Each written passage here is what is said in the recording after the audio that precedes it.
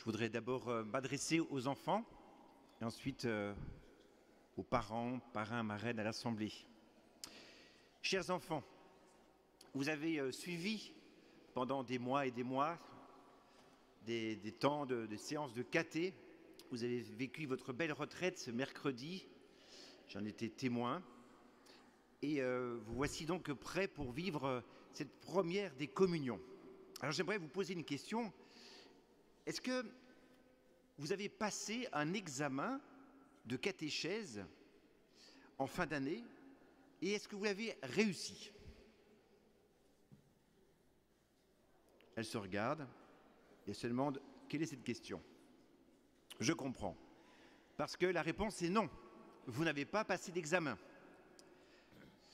Alors comment est-ce que moi je vais savoir, qui suis prêtre et curé de cet espace missionnaire, que vous êtes apte à vivre cette première des communions? Eh bien, j'ai envie de vous donner la réponse, c'est assez simple. Si vous avez envie de continuer de grandir dans cette relation intime avec Jésus, je pense que vous avez réussi cet examen. Et si vous vous dites, eh bien, je pense que là, c'est la fin, j'ai préparé maintenant, c'est fini, j'ai fait ma première des communions, j'ai pas envie de continuer de prier, de connaître Jésus et de venir à la messe, je pense que vous avez échoué votre examen. Alors c'est à vous à faire un examen de conscience pour dire ben oui ou non, où j'en suis par rapport à cette question-là. Parce que, voyez-vous, le catéchisme, ce n'est pas seulement une matière à apprendre pour votre tête, mais bien une relation à comprendre et à découvrir avec votre cœur.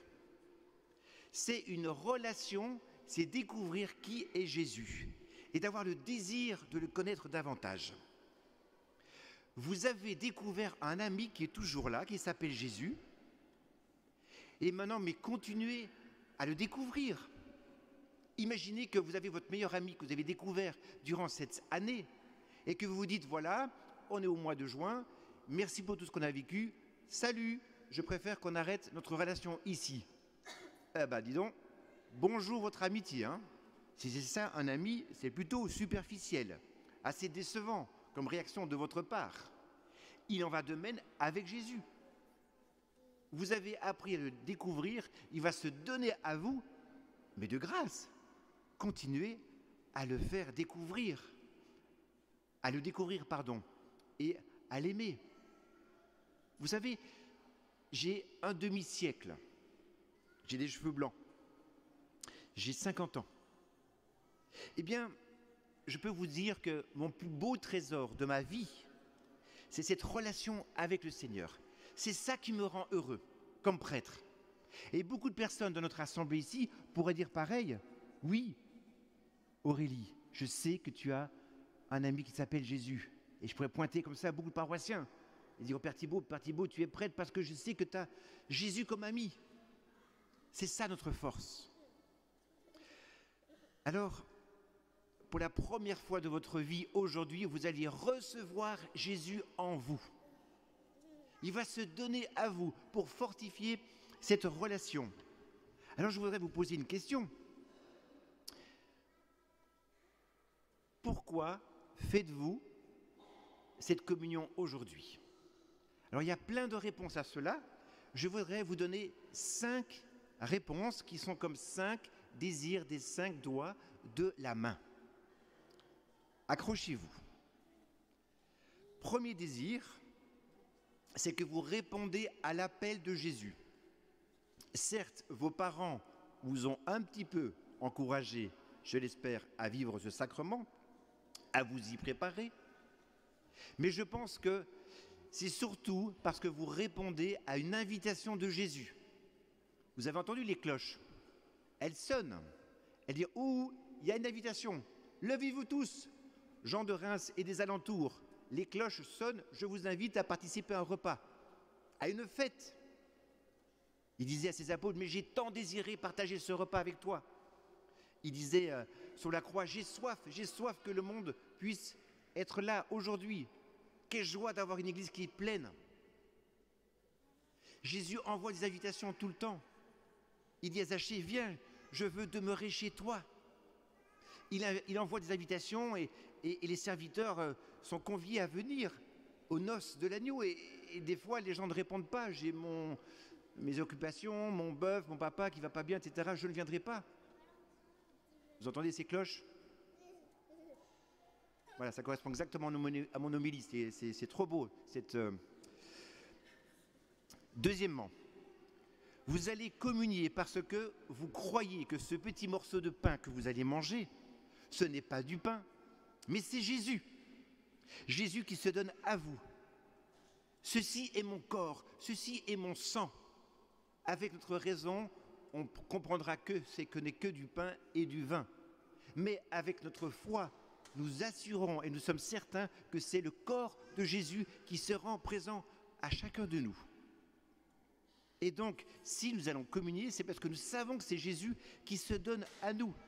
Et nous allons répondre, quel mot allons-nous dire, les enfants? Le corps du Christ, et vous répondez, grand silence. Et vous répondez quoi? Ah, crie-le fort dans toute l'église. Voilà. Amen. Amen, ça veut dire quoi? Amen, ça veut dire je crois. Oui, c'est Jésus. Et donc vous allez mettre vos mains là comme des pauvres pour recevoir Jésus. Il vient se donner à vous. J'ai besoin de force, j'ai besoin de cette amitié. Viens Jésus. Amen, je crois.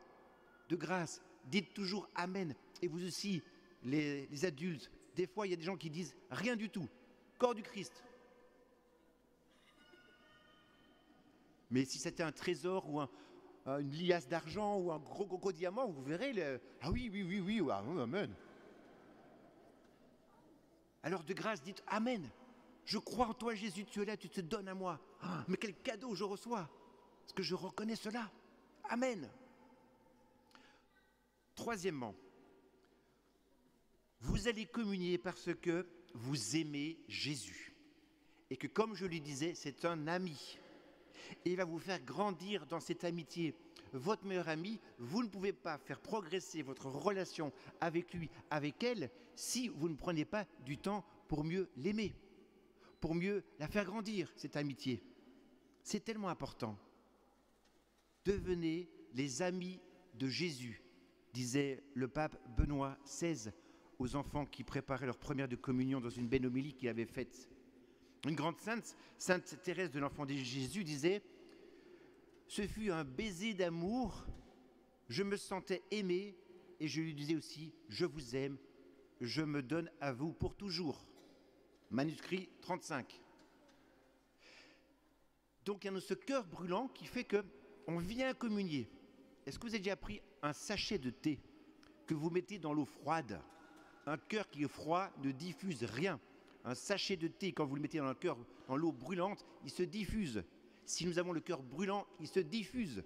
Sainte Imelda, nous sommes en 1322, avait tellement voulu recevoir le corps de Jésus, ça lui était interdit pas avant 14 ans. Nous sommes au XIVe siècle. Et elle a tellement désiré qu'au moment où elle a reçu Jésus, à 9 ans, elle en est décédée d'amour. Incroyable. Alors je ne vous souhaite pas de mourir maintenant communion. Mais en tout cas, vous voyez le désir de cette petite sainte. Quatrièmement, vous allez communier parce que vous allez recevoir une nourriture. J'ai pris le temps hier pour lire toutes vos lettres.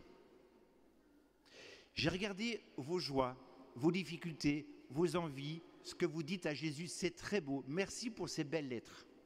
Et dans ces difficultés, j'ai noté que ce qui vous fait souffrir aujourd'hui, c'est la violence dans le monde et dans votre famille.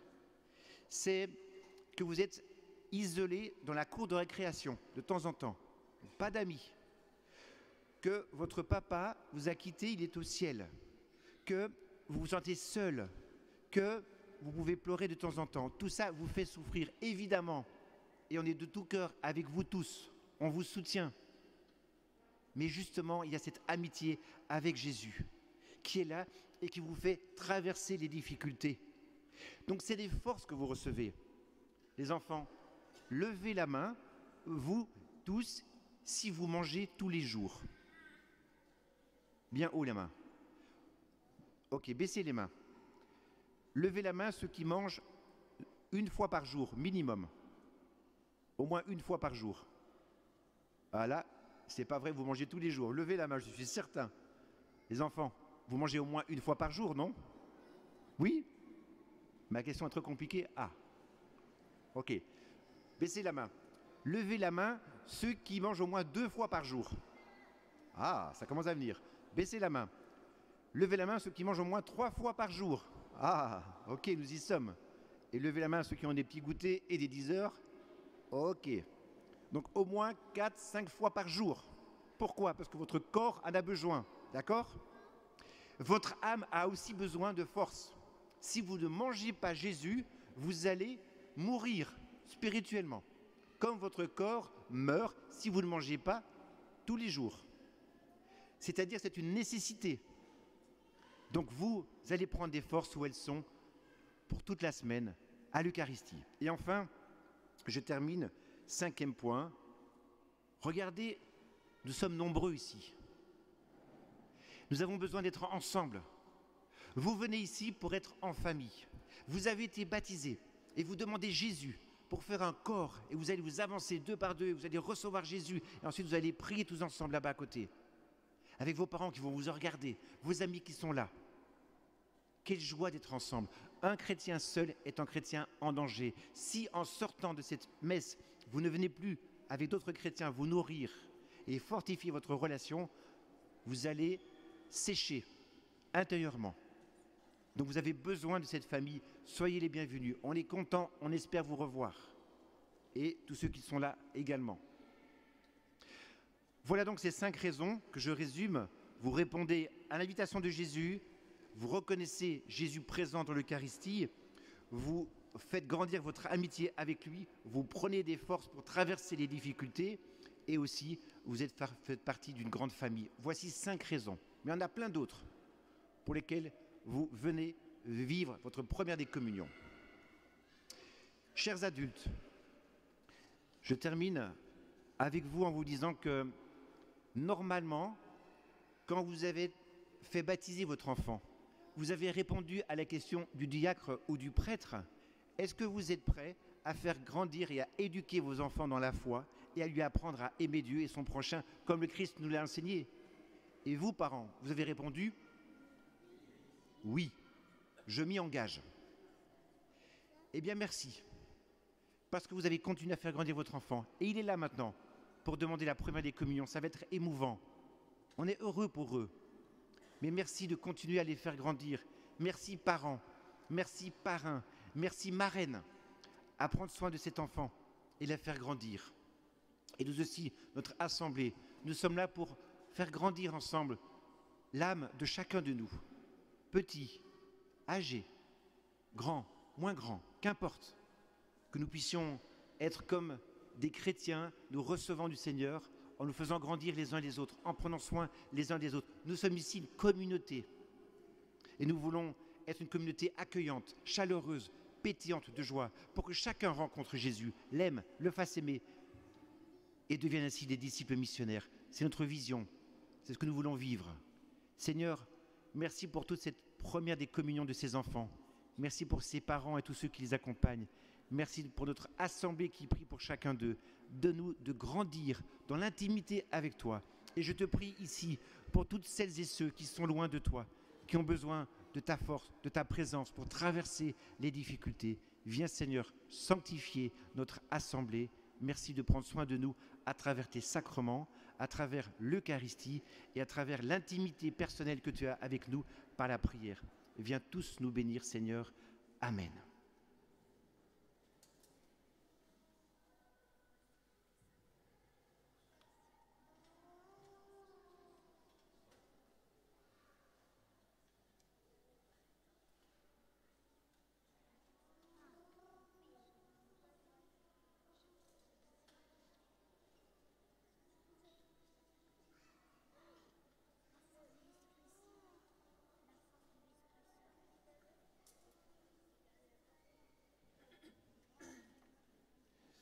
Pouvons-nous